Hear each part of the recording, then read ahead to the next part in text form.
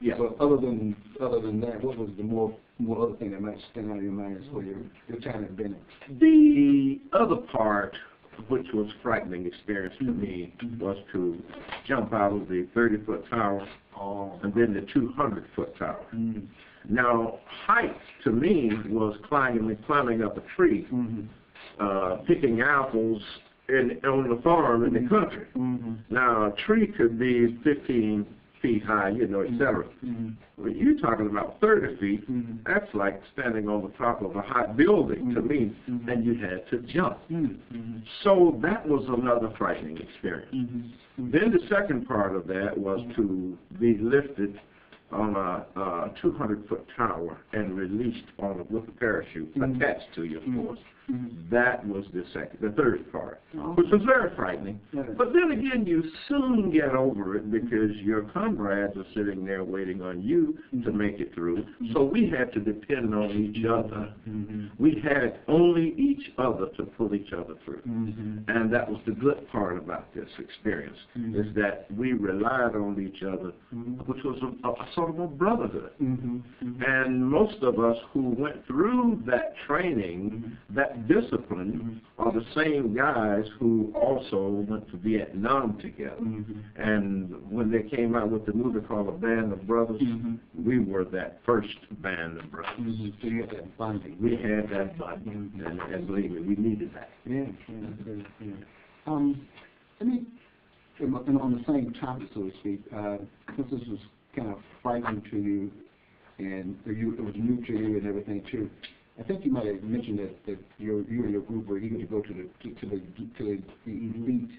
What drove you to go to this elite corps, within the Army, which all of us know airborne is, one of the more elite corps.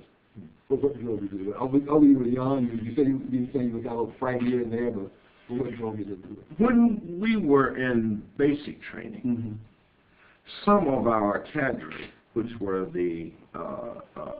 our commanders, our superiors, were also former 101st Airborne Division paratroopers. And you saw the difference in these guys, in their appearance, first of all, in their demeanor, in the way they dressed, the pride that they seemed to have had in themselves, in their unit. And so when you saw these guys, the first thing you would ask yourself, what must I do to be a part of that same elite organization? So when a person graduates from being 101st Airborne Division paratrooper, it's something about him that stands out, and that makes you want to be like that person. So what I saw was the same thing that my comrades saw, and we all agreed this is for us. Now mind you, we're talking about in the early 60s. There had to be something that we wanted to pin our hat on, and we pinned our hat on the 101st Airborne. So you get role models. Very great role models. Great. Very great. All right. So now you're finishing Fort Benning, and where do you go from there? From Fort Benning, we went to our main duty station, which I was assigned to Fort Campbell, Kentucky. That's the home base of the 101st Airborne Division. And believe me, it's a great experience. Got a lot of fun, but there's a lot of discipline that goes in. You complete the training, but now it's like graduating from college.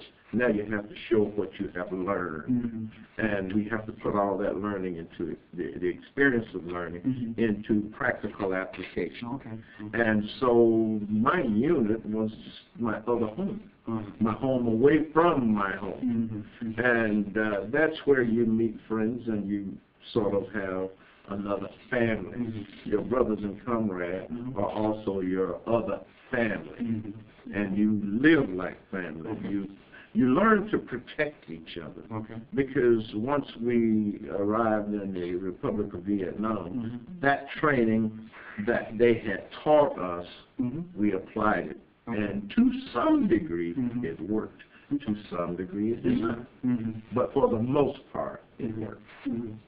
How many of your units went to Fort Campbell? I mean, from Benning went to Fort Campbell, and you know the 82nd was also, and then some other airborne units. So how many went? I don't know, Dan, how many from Benning went to Campbell, because there was another airborne division which is called the 82nd. Mm-hmm. Now, the military divided us up in groups. I was not privy to that information, so I cannot tell you how many went from the school to the 101st, or how many went from the school to the 82nd. I don't know. Okay. I mean, it's what your closest friends and buddies. The majority of us went to the 101st. Yeah. And there were some of us, you know, back then, you can go in the military on the buddy system. I went in on the buddy system with another friend of mine from Tuscaloosa, Alabama.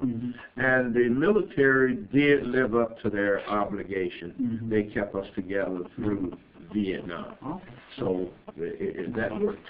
That sort of helped to have someone from your home state that you can relate to, rely on, and you live like brothers. And we learned a lot about each other's families. I knew all of his children. And as a matter of fact, I've been trying to get in touch with him since 1965.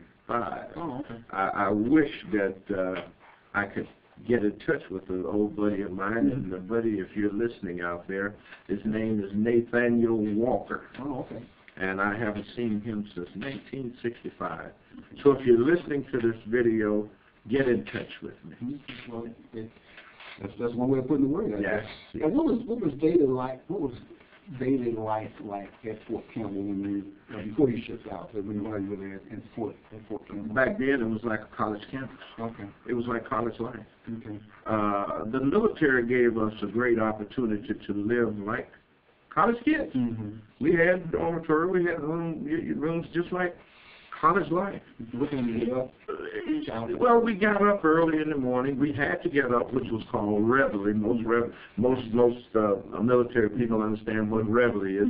You get up for roll call. And in some cases, you had to get up. Then you did physical exercise, which is called PT. And from there, you go to the dining hall, you eat, and then from there, you went to your training site.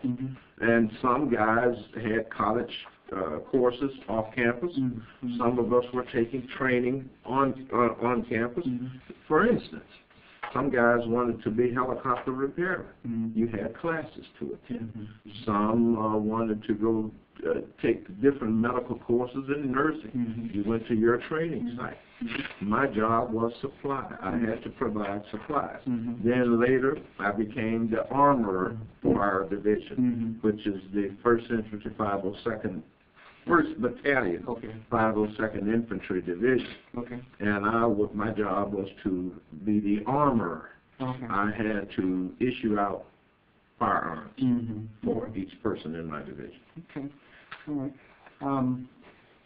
And before we get to you being shipped out to overseas, were you, and just from my military background, were you ever called an alert? You know, 101st and 82nd were like, you know, the top units. And were you guys ever called an alert prior to being shipped out? Constantly. Let me, and I'm glad you asked that question, so we can sort of tell a little bit what an alert is. The President of the United States was the one to signal to the military commanders that we have a need for an alert. Regardless of what you were involved in or what you had plans to do, those plans were immediately canceled, depending on the level of the alert. Now, there were some low-level alerts. You would be restricted to the city. But on a high-level alert, you were restricted to the base. And when we call a ready alert, meaning you're on standby, that means at any moment, if the president gives the order, you got to go. Okay. So, when did you ship out to Vietnam? Was that your initial tour overseas? I mean, Yes. Fort Campbell, where did you go? Well, from Fort Campbell, we flew to Saigon, Vietnam. And naturally, you know, we flew by Burnett International, and therefore there were stops along the way which we stopped in Honolulu, Hawaii for a brief stop. Mhm. The planes had to have what's called refueling.